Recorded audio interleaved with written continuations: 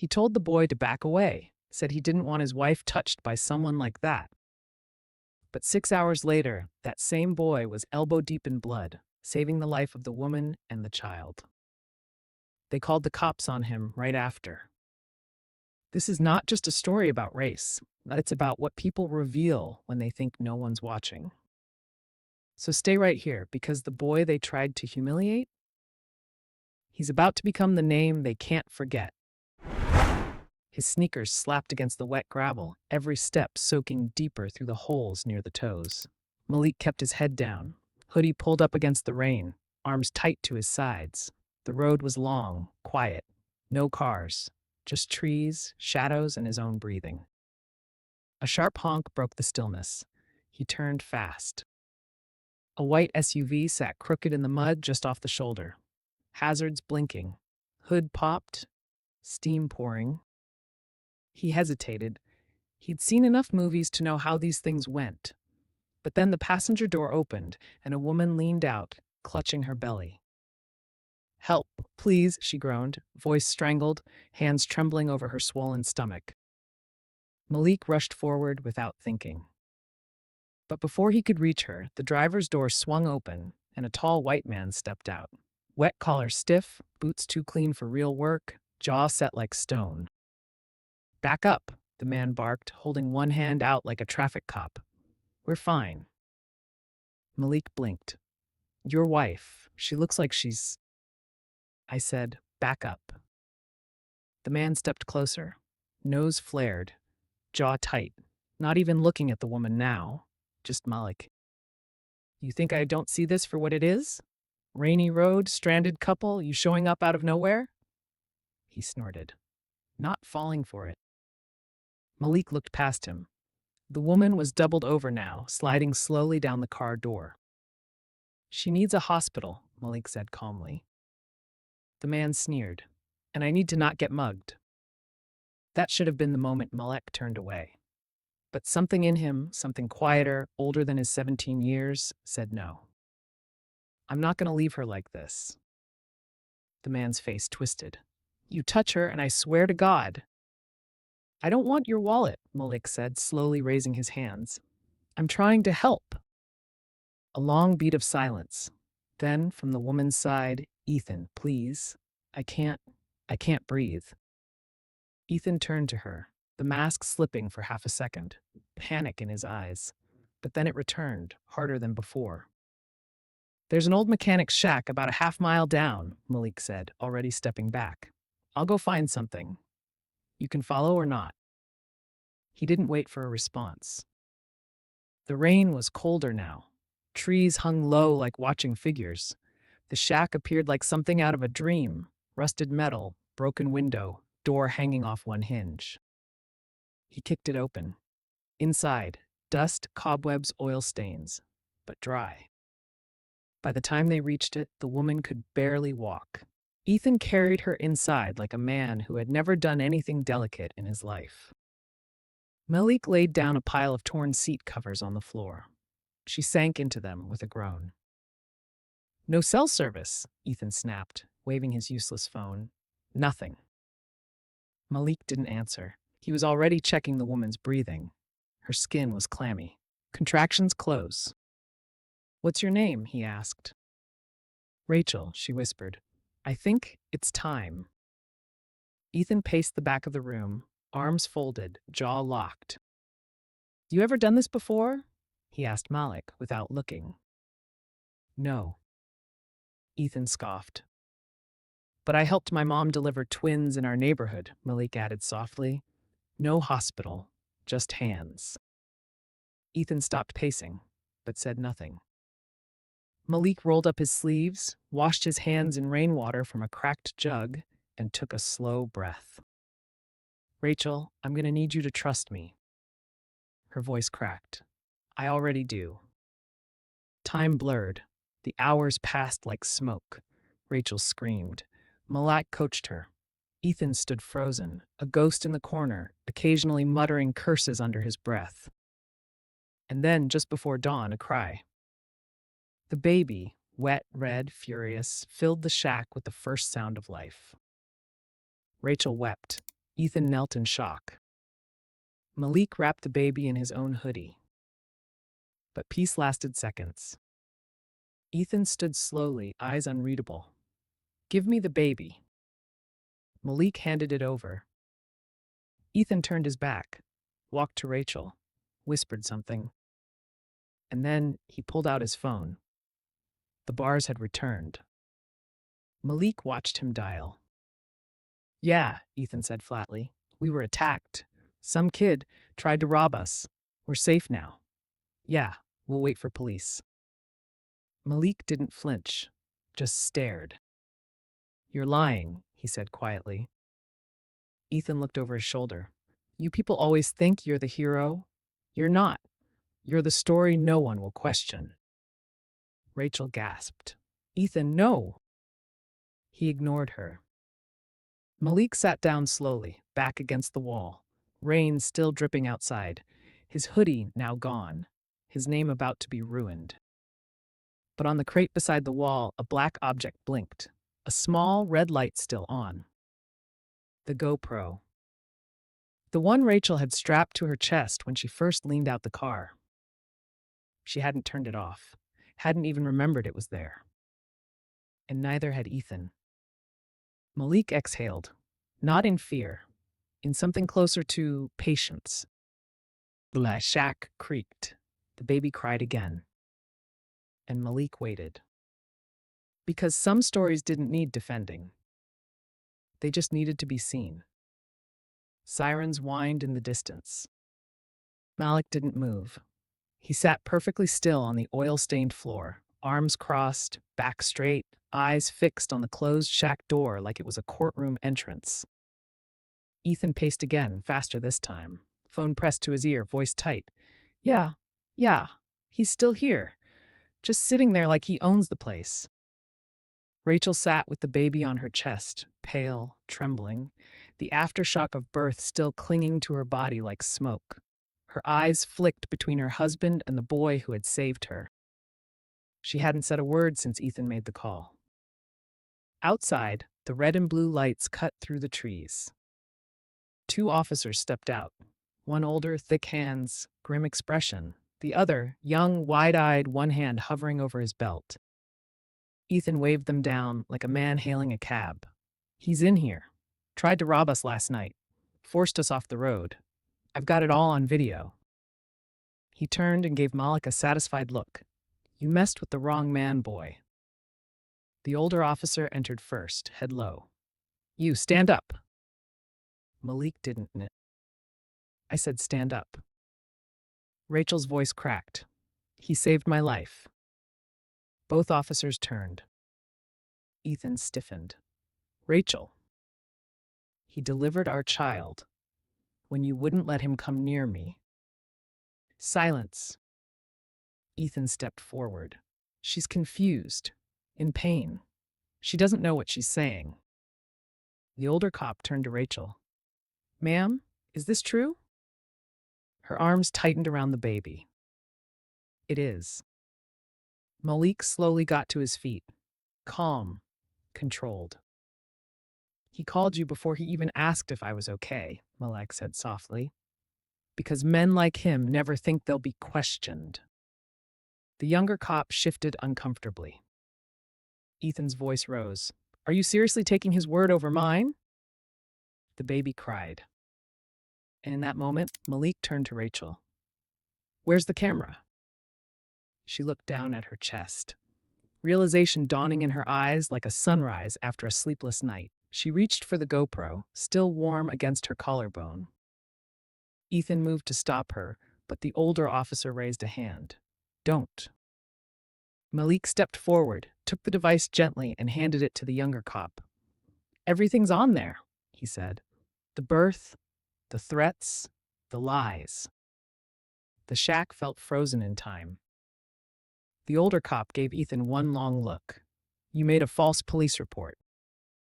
Ethan's face flushed crimson. "You're not seriously." "You said he attacked you." "He did." The cop held up the GoPro. "Then you won't mind us watching this."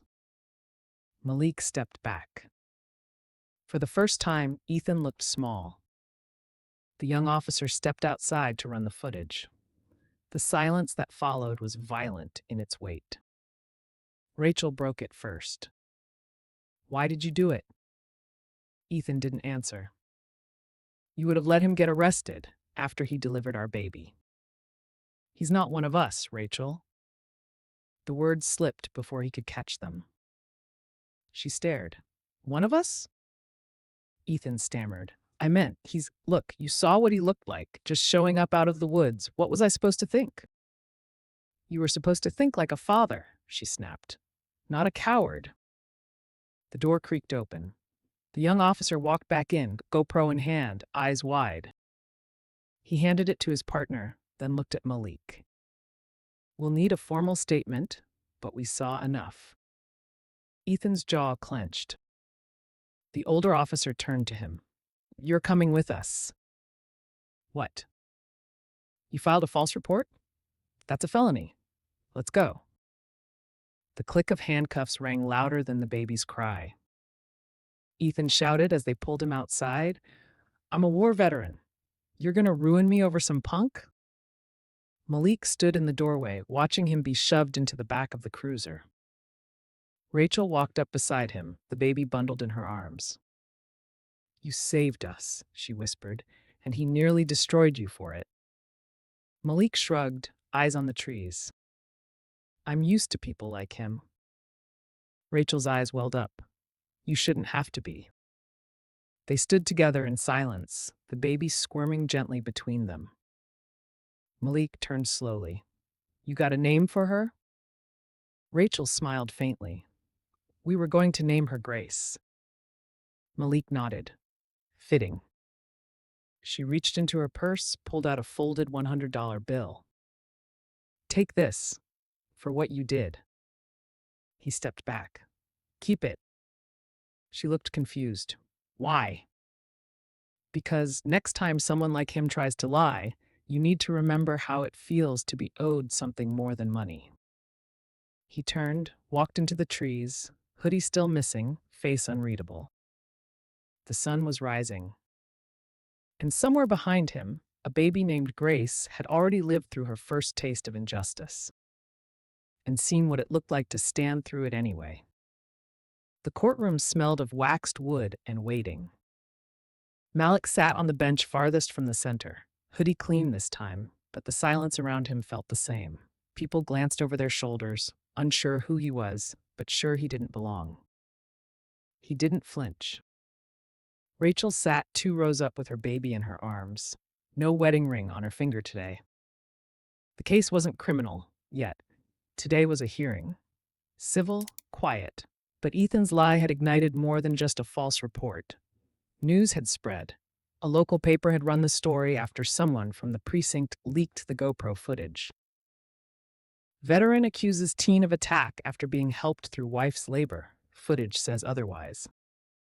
The judge entered. Everyone rose, then sat. Malik stayed still. The lawyer for Ethan, a clean-cut man with a tight tie and tighter smile, opened first. He said Ethan's actions stemmed from confusion and panic.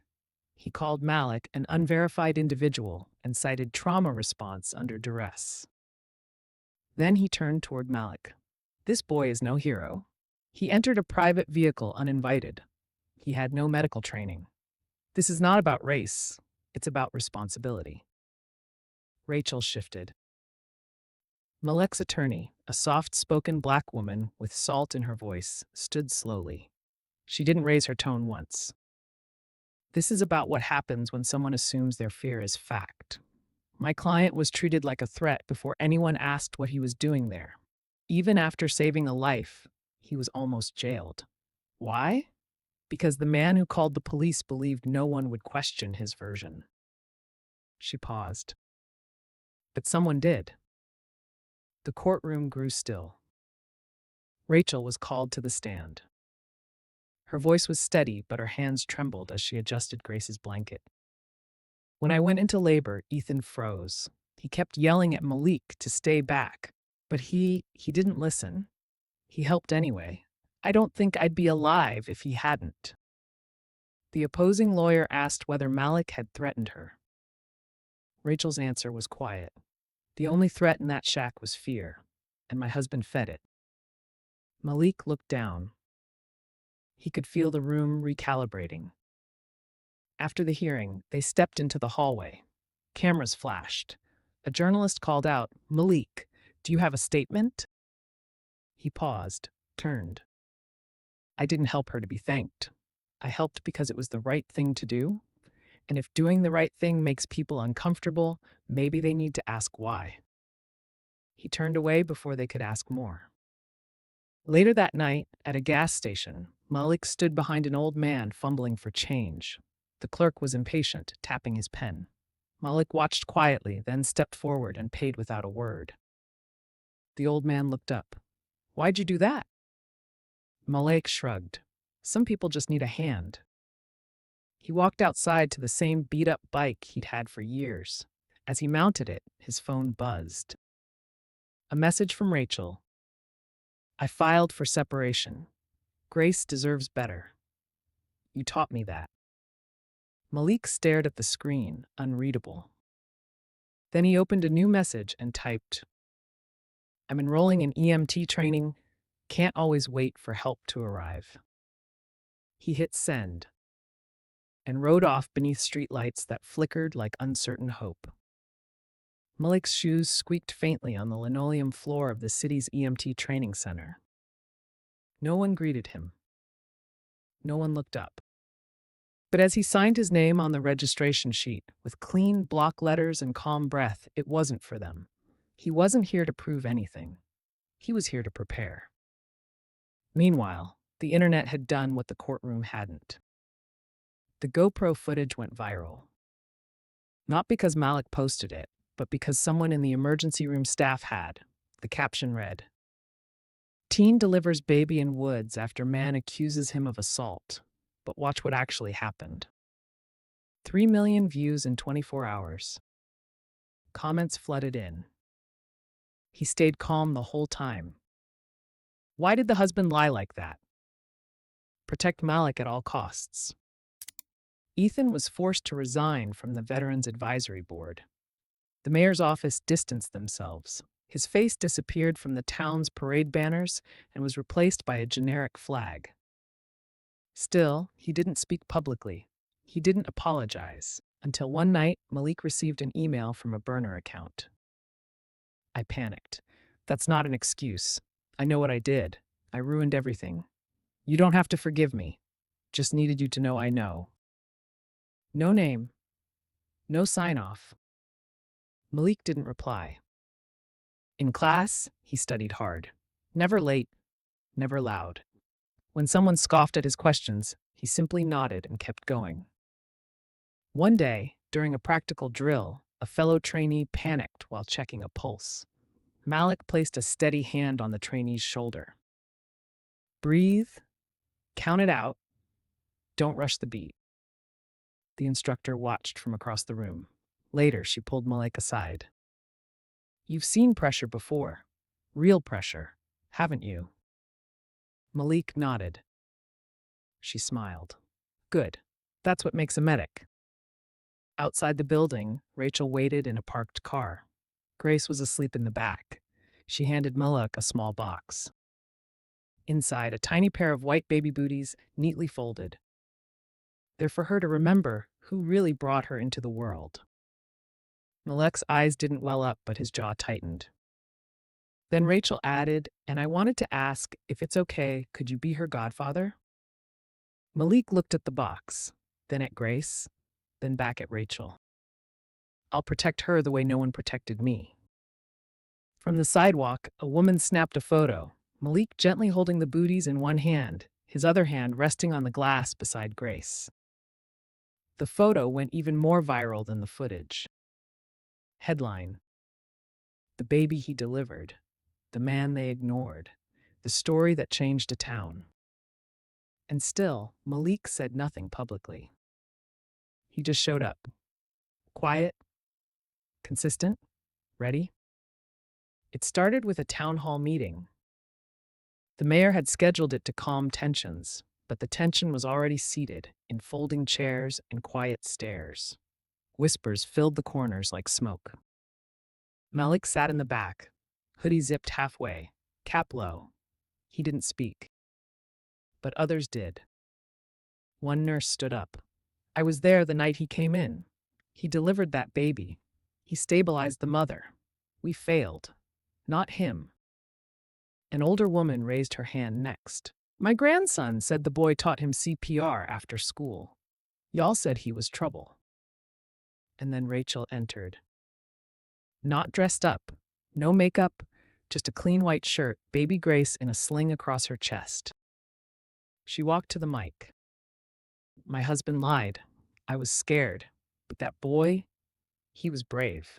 He gave our daughter her first breath. The room held its breath. A few gasps, a chair creaked. Then someone clapped. Just one person. Then a second. Until the room filled with the uneasy rhythm of reluctant truth.